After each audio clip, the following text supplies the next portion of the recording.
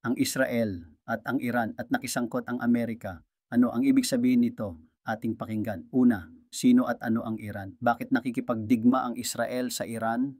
Bakit nangingialam ang Amerika sa digmaan ng Israel at Iran? Ano ang mga dahilan? Hudyat na ba ito ng ikatlong digmaang pandaigdig? Napakahalaga ng tanong, makabayan, makatao, at makadiyos. Ang labanan sa pagitan ng Iran at Israel at ang pakikialam ng Amerika ay hindi lamang tungkol sa teritoryo o armas. Ito ay tungkol sa kapangyarihan, relihiyon, at seguridad sa buong mundo. Pangalawa, sino at ano ang Iran? Ang Iran ay isang Islamic Republic sa gitnang silangan, Middle East, dating kilala bilang Persia. Isa ito sa mga pinakamakapangyarihang bansang Muslim, Shia Islam sa rehiyon. May malalim na kultura at kasaysayan. May malakas na militar at nuclear program. Kinikilala bilang anti-Western at anti-Israel. Isa sa mga pangunahing kaalyado ng mga militanteng grupo gaya ng Hezbollah, Lebanon, Hamas, Gaza, at Houthi rebels, Yemen. Pangatlo, bakit nakikipagdigma ang Israel sa Iran? May matagal ng tensyon sa pagitan ng Israel at Iran. Una, Iran wants to destroy Israel. Ipinahayag ng ilang leader ng Iran na nais nilang burahin ang Israel sa mapa. Pangalawa, nuclear threat. Tinututulan ng Israel ang nuclear program ng Iran dahil ito'y maaaring gamitin sa paggawa ng sandatang nuclear laban sa kanila. Pangatlo, proxy war.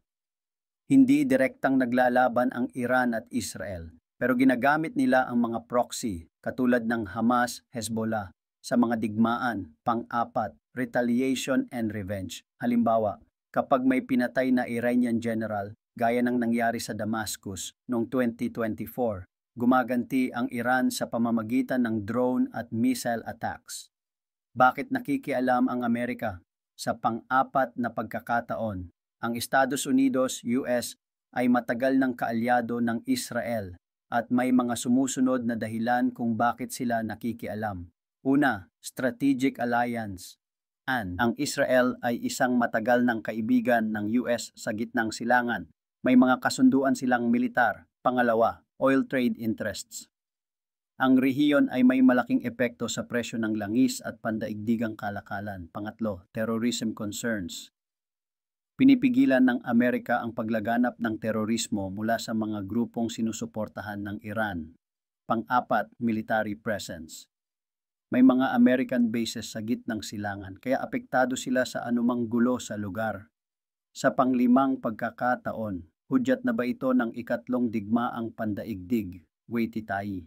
Hindi pa po, pero posible yan kung lalahok ang mga bansa tulad ng Russia, China, at NATO.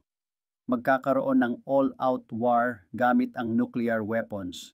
Magkakagulo sa maraming kontinente at hindi lang sa gitnang silangan. Ngunit sa ngayon, ito'y tinuturing na regional war o limitadong digmaan sa pagitan ng Iran, Israel at mga kaalyado nito. Gayunpaman, tensyonado ang buong mundo dahil sa posibilidad na lumawak ito.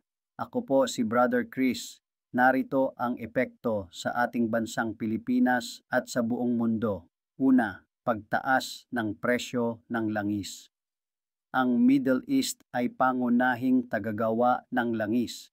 Pangalawa, kaguluhan sa OFWs.